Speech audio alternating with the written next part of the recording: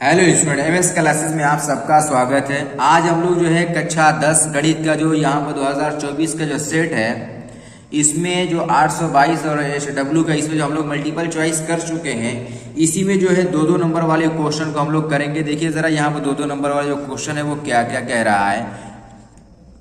ये वाला देखिए, यहाँ से हम लोग करेंगे हल। तो यहाँ पर देखिए लिखा है कि सभी भाग हल कीजिए। इसमें से जो है ये वाला जो है इसका पहला क्वेश्चन है, 2 नंबर में पूछा है पेपर के अंदर। तो इसमें अब हमारा पूछा ये है कि सिद्ध कीजिए कि करड़ी में 2 एक अपरिमेय संख्या है। यहाँ पर ये सिद्ध करना है कि एक अपरिमेय संख्या है।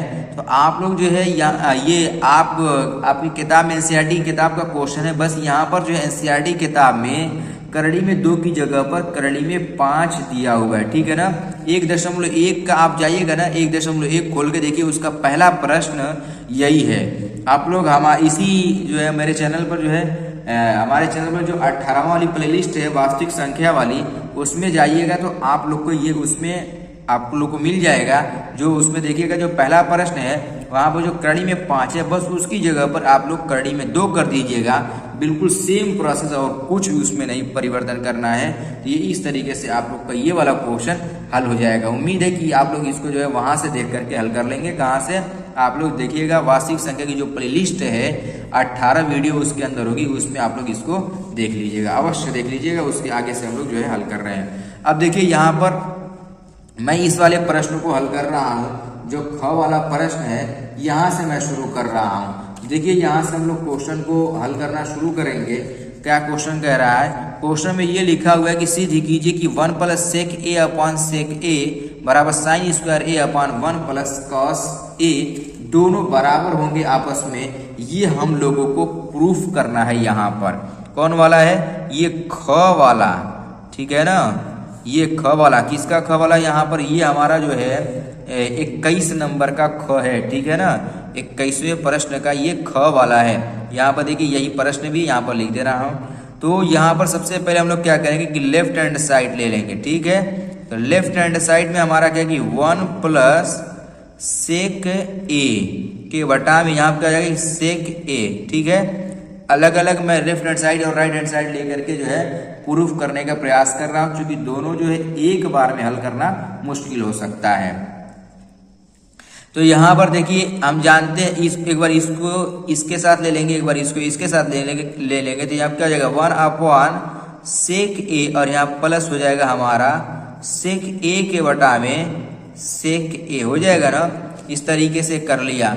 अब इसके बाद यहाँ पर देखिएगा कि इसको कैसे हम लोग हल कर रहे हैं। तो देखिए यहाँ पर हम लोग जानते हैं कि ये क्या हो सकता है कि ये हो जाएगा हमारा कि cos a, कैसे? वो तो फार्मूला होता है, और ये हो जाएगा 1।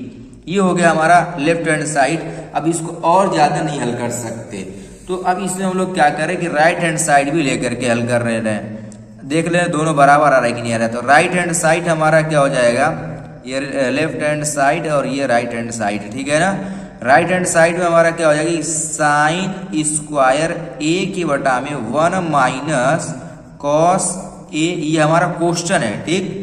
तो क्वेश्चन है, तो अब इसको हम लोग हल कर रहे हैं। देखिए यहाँ पर मैं जो है हल कर दे रहा हूँ। तो हम लोग ये जानते हैं कि sin स्क्वायर बराबर क्या होता है कि 1 - cos स्क्वायर होता है। तो यहाँ पर 1 - cos स्क्वायर a हो जाएगा, और यहाँ पर 1 - cos a दिया हुआ है, ठीक। अब देखो यहाँ पर ये हम लोग को एक फार्मूला बन गया कि a² - b² का फार्मूला बन गया ये। तो यहाँ से हम लोग को क्या मिल जाएगा? यहाँ से मिल जाएगा कि 1 + cos a एक ब्रैकेट में, और एक ब्रैकेट में हो जाएगा कि 1 - cos a हो जाएगा, और नीचे हमारा कि 1 - cos a है, ठीक। तो 1 - cos a से 1 - cos a कट जाएगा। यहाँ क्या बचेगा कि 1 + cos a बचेगा।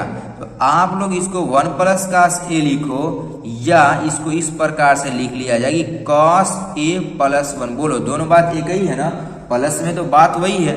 हम लोग ये देख रहे हैं कि जो लेफ्ट हैंड साइड निकाले यहाँ पर क्या आया है कि cos a + 1, और जो राइट हैंड साइड निकाले ये भी हमारा क्या है cos a + 1। तो यहाँ से हमारा क्या हो जाएगा कि लेफ्ट हैंड साइड बराबर हमारा क्या है राइट हैंड साइड। इस तरीके से ये हमारा प्रूफ हो गया, ठीक है ना। ये सिद्ध करने के लिए क्वेश्चन कहा रहा था, ये हम लोग प्रूफ कर लिए और ऐसे जो है आप लोग इसको हल कर लीजिएगा। एक बार अच्छी तरीके से देख लीजिए और इसको जो है स्क्रीनशॉट ले लीजिए और याद अच्छी तरीके से इसको प्रैक्टिस करिए ताकि जब पेपर में आए तो आप लोग इसे अवश्य हल कर लीजिए, ठीक है ना। चलिए अब अगला क्वेश्चन हल करते हैं। देखिए अगला क्वेश्चन क्या कह रहा है कि 21 सेंटीमीटर त्रिज्या वाले एक वृत्त की कोई जीवा केंद्र पर एक समकोण आंतरित करती है, संगत लघु वृत्त खंड का क्षेत्रफल ज्ञात कीजिए। वृत्त खंड का क्षेत्रफल क्वेश्चन कर रहा है कि संगत लघु वृत्त खंड का क्षेत्रफल ज्ञात करिए कि इसका क्षेत्रफल क्या होगा। तो आइए हम लोग जो है इसका क्षेत्रफल ज्ञात करते हैं। सबसे पहले इसको फिगर बनाने की कोशिश कर रहे हैं कि देखो यहाँ पर क्वेश्चन में हमारा क्या लिखा हुआ है। क्वेश्चन ये लिखे कि 21 सेंटीमीटर त्रिज्या वाले, मान लिया कि इस तरीके से हमारा, आप लोग थोड़ा अच्छी तरीके से इसका फिगर बनाइएगा। अब देखो ये 21 सेंटीमीटर त्रिज्या वाले और ये केंद्र पर क्या करता है, समकोण आंतरित करता है। समकोण का मतलब ये वाला कोण हमारा क्या है, 90 डिग्री। और यहाँ से इसको जब मिलाते हैं ये जीवा हो गई हमारी, जो जीवा मिला रही है हम लोग को समकोण पर आंतरित करती है, ऐसा क्वेश्चन में कह रहा है। और ये हमारा 21 है, ये भी 21 है, ठीक है। इसका नाम दे रहे हैं ए और इसका नाम केंद्र है तो ओ और इसका नाम दे रहे हैं बी। हम लोग को जो क्षेत्रफल निकालना है वो इस वाले भाग का निकालना है, ठीक है ना, इस वाले भाग का। वृत्त खंड क्वेश्चन के अंदर कहा है लघु वृत्त खंड, ये क्वेश्चन में कहा है कि इसका क्षेत्रफल ज्ञात कीजिए। अब देखिए लघु वृत्त खंड का क्षेत्रफल कैसे निकलेगा, यहाँ पर मैं जो है लिख दे रहा हूं। देखो यहां से लिख दे रहा हूं मैं,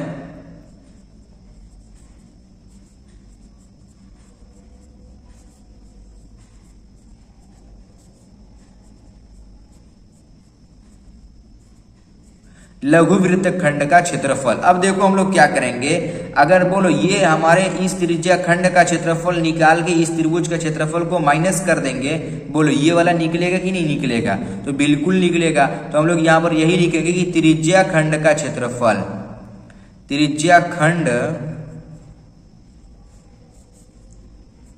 ए ओ बी का क्षेत्रफल, फिर माइनस, देखो आप लोग पूरा एक लाइन में लिखिएगा, ठीक है ना। जगह कम की वजह से मैं इसको इसी तरीके से अगले लाइन में लिख रहा हूं। क्या हो जाएगा, त्रिभुज ए बी ओ का क्षेत्रफल। अब देखिए त्रिज्या खंड के क्षेत्रफल का फॉर्मूला क्या होता है, तो त्रिज्या खंड के क्षेत्रफल का फॉर्मूला होता है कि थीटा के बटा में 360 गुणे पाई आर स्क्वायर, ये फॉर्मूला होता है। फिर माइनस त्रिभुज के क्षेत्रफल का फॉर्मूला समकोण है तो 1/2 गुणे आधार गुणे ऊंचाई, तो आधार इसका कितना है, आर है, ऊंचाई भी हमारा इसमें कितना है, इसका आर है, दोनों आर है, ठीक है ना। अब फिर यहाँ पर देखिए मान रख देंगे हम लोग, तो यहाँ पर हम लोगों को जो मान मिल रहा है वो आर का मान हमारा 21 दिया हुआ है। इसका देखिएगा थीटा का मान, समकोण का मतलब थीटा का मान हमारा कितना होगा, 90 डिग्री, तो 90 के बटा में 360 गुणे 22 के बटा में 7 गुणे 21 गुणे यहाँ पर हो जाएगा हमारा 21, फिर माइनस 1 बटा में 2 गुणे 21 गुणे 21। देखो यहाँ पर 21 को 21 गुणे जो 21 है दोनों में है, हम लोग इसको कॉमन भी कर सकते हैं। कितना हो जाएगा, 21 गुणे 21 यानी 441। कैसे, 21 का 21 में गुणा करें 441 आ जाएगा। तो यहाँ पर कितना बचा, देखो यहाँ पर अब जो है हमारा कॉमन तो ले लेंगे, लेकिन ये हमारा पाई का मान जो है अब कटेगा नहीं यहाँ पर कॉमन लेने के बाद, ठीक है। तो जो है मैं इसको जो इसी तरीके से हल कर दे रहा हूँ, आप लोग अगले लाइन में हम लोग आसानी से हम लोग इसे सॉल्व कर लेंगे। देखिए वैसे अगर इस तरीके से लसा हो रहा है तो इसी तरीके से लसा ले लेंगे। देखो 0 से तो 0 कट जाएगा, 9 एकम में 9, 9 चौको 36। तो यहाँ पर देखो ये 2 दूनी 4, 2 एकम में 2, 2 एकम में 2, तो 11 एकम में 11 और देखो 7 तो दूनी हो गया हमारा 14। 21 गुणे 21 को मैंने कॉमन करके बाहर कर रखा हुआ है, ठीक है ना। अब फिर यहाँ पे कितना आएगा, -1 बटा में 2 बचेगा, तो यहाँ कितना आएगा 441 गुणे, अंदर लसा ले लेंगे तो 14 लसा आएगा, यहाँ पर आएगा 11 माइनस 2 से 14 काटेंगे 7, 7 एकम में हो जाएगा हमारा 7, ये हो गया। अब इसको हल करेंगे जब हम लोग, तो यहाँ पर आएगा 441 गुणे, अब 441 गुणे हमारा कितना हो जाएगा, ये 11 में 7 घटाएंगे, देखो 5 के बटा में 14 हो गया।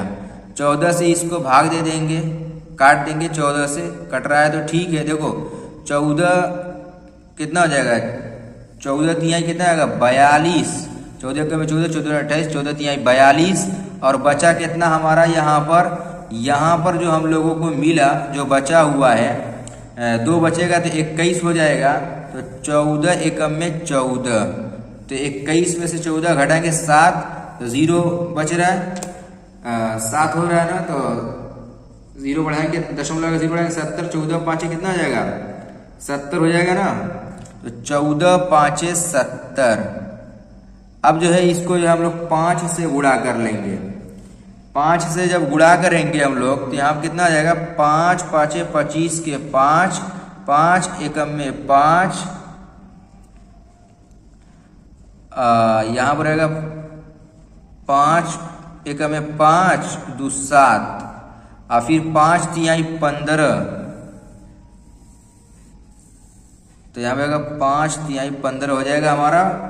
इस तरीके से 157.5 सेंटीमीटर स्क्वायर इसका आंसर हमारा आ रहा है। कितना, 157.5 आ जाएगा इसका आंसर। ठीक है, इस तरीके से हमारा इसका आंसर आएगा 157.5 सेंटीमीटर स्क्वायर। आप लोग हल करके भी चेक कर लीजिएगा, अगर आंसर थोड़ा सा डाउट अगर होगा तो कमेंट जरूर करिएगा, ठीक है ना। तो उम्मीद है कि अब जो इसमें का आगे का जो क्वेश्चन है, मैं इसको अगले लेक्चर में इसको आगे का क्वेश्चन अभी बता रहा हूं, जब तक आप लोग जो है इसको हल करिए।